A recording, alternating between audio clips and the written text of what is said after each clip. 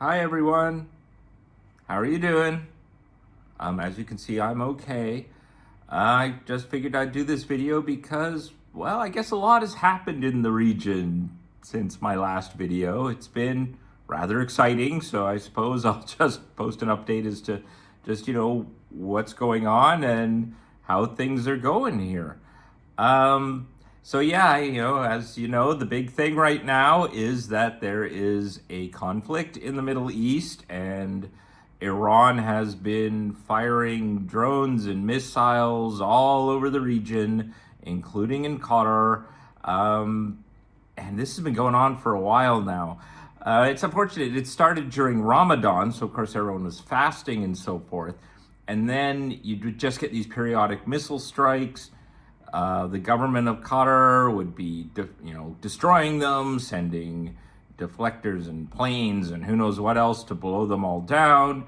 And this just every day, 2 alerts, 3 alerts. We would get an alert on our phones. So suddenly there'd be a big warning thing on the phone. If you were in a crowded area, everyone's phones all went off at the same time. It caused quite a cacophony.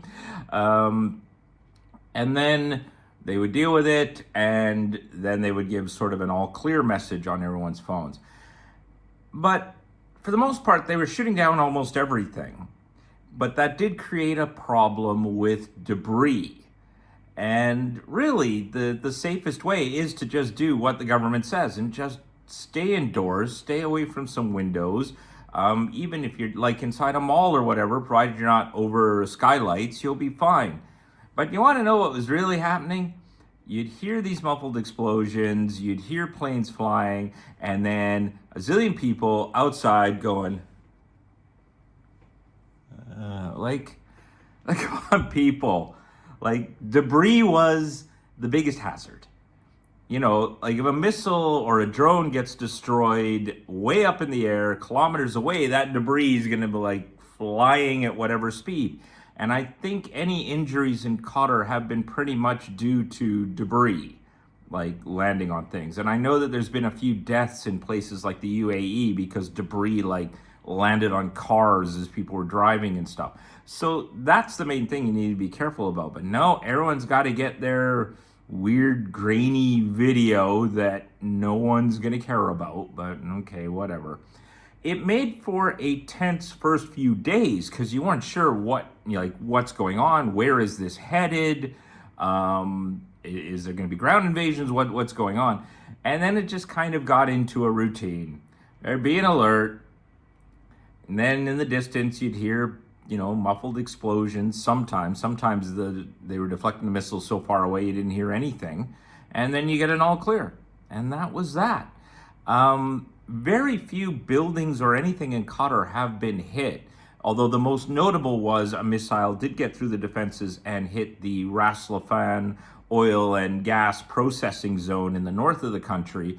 That was a big deal because, of course, that is the main source of revenue for the country, oil and gas, and this is going to take some of that offline. But other than that, it hasn't really been much of a disruption. The government has been on the forefront of this. If there are areas that are under significant threat, they have evacuated the area. Like, I think the area around the U.S. Embassy, they evacuated everyone within like X meters of that place and said, no, you got to stay away from the embassy. It's a major target, of course.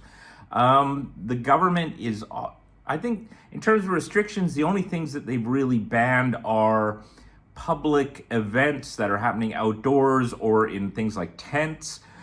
Indoor functions can be okay.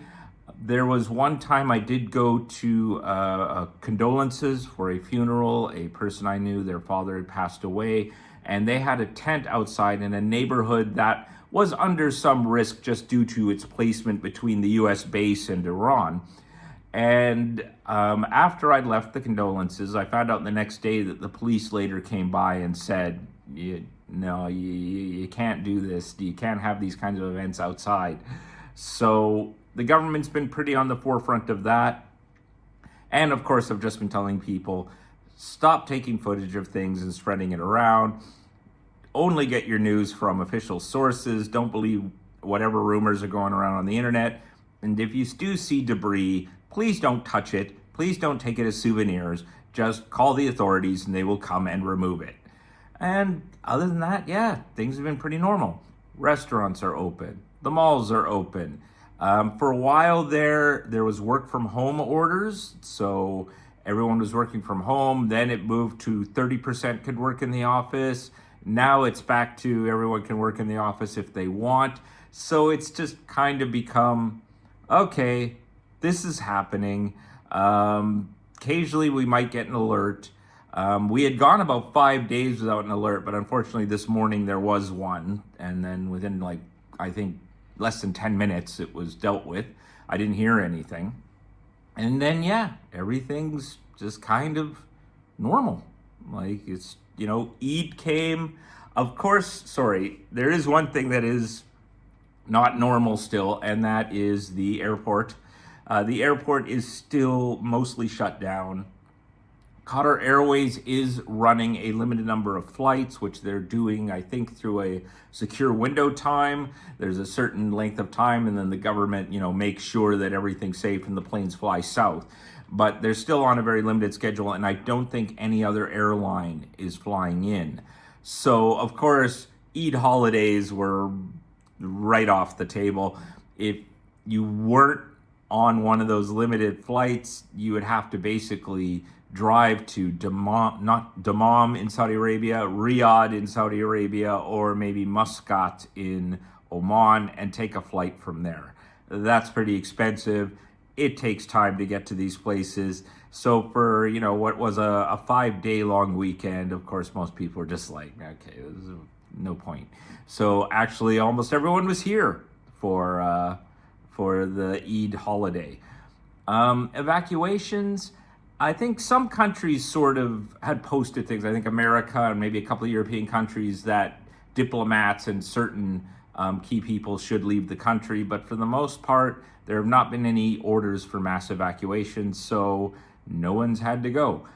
That's probably a good thing, because with the airport on such a limited run, if there was evacuation orders, we would all have to go down to the one border crossing to Saudi Arabia. So then suddenly you'd have tens of thousands of people all going to the border crossing, and then it's just going to be chaos.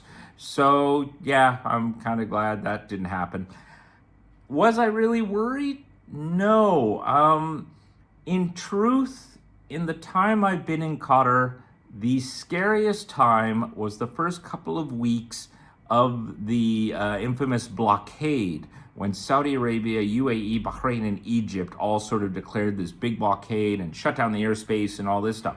And that was scary. People did not know, is this going to be a war? Are tanks going to be rolling across the border? I had a bag packed and ready for when the Canadian embassy just basically went, get to the airport, time to go. But thankfully, that never happened. The blockade lasted years, but there was no military action. That was a far scarier time than this, where it was just kind of, okay, occasionally some missiles get fired, they get shot down, just everyone stay indoors in the meantime. Okay, all clear, just continue on with your day.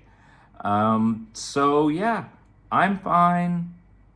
Everything's going well. I am going to be going on vacation in a little over 2 weeks. I hope that everything's okay with the airport. Otherwise, my friend and I, because we're flying to Brazil for a wedding, we're going to have to sort out another way to get there, which will probably mean driving to Riyadh and then taking a couple of flights to get to Sao Paulo. But otherwise, things are running as normal. I go to the office every day, and things are fine. I hope you're all doing well. I'm guessing the only major issue for most of you is, of course, the shocking increase in fuel prices that have occurred because of this war, and it doesn't look like there's going to be much of a resolution on that. But hopefully this all gets resolved soon. I'll talk to you all later.